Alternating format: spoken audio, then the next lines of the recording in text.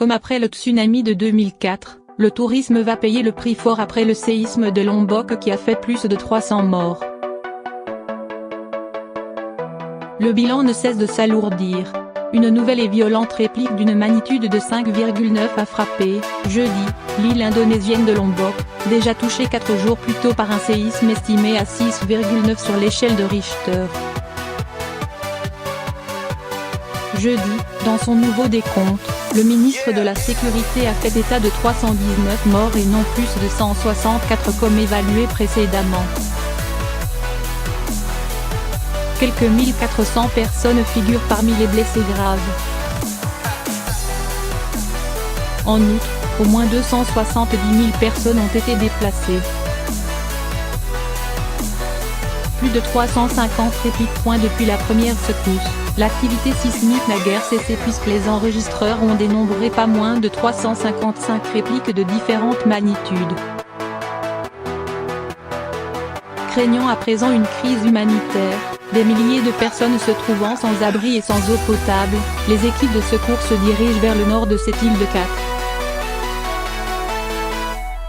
700 km² pour atteindre certains endroits proches de l'épicentre, loin des zones touristiques. Najmoul Akhyar, chef du district de Lombok Nord, a estimé que 81% de ce territoire avait été endommagé par les violentes secousses. Des routes et des ponts effondrés rendent l'accès à ces hameaux plus difficile. Les premiers sauveteurs ont fait état de villages entièrement détruits.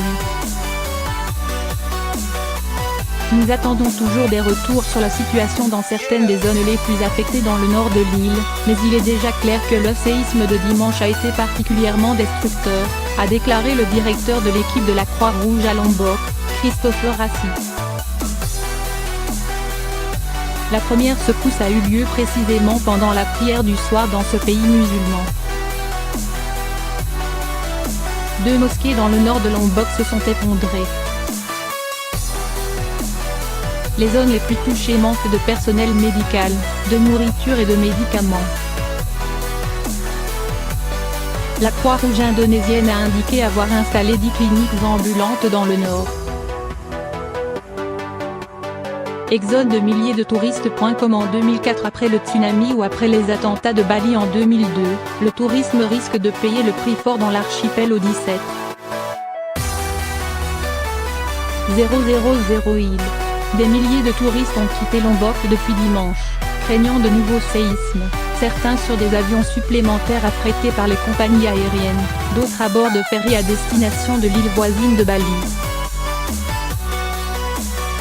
Plus de 4600 touristes ont été évacués des îles Gili, 3 petits rochers paradisiaques. Le tourisme, 60 milliards de dollars de recettes. Outre les emplois qu'il génère, le tourisme est un moteur important de l'économie indonésienne.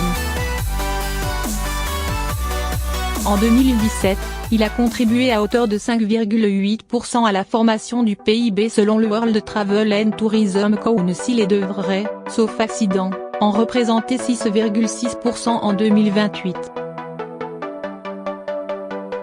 L'activité a généré près de 60 milliards de dollars de retombées l'an dernier et se révèle fondamentale sur des îles comme Bali ou Lombok.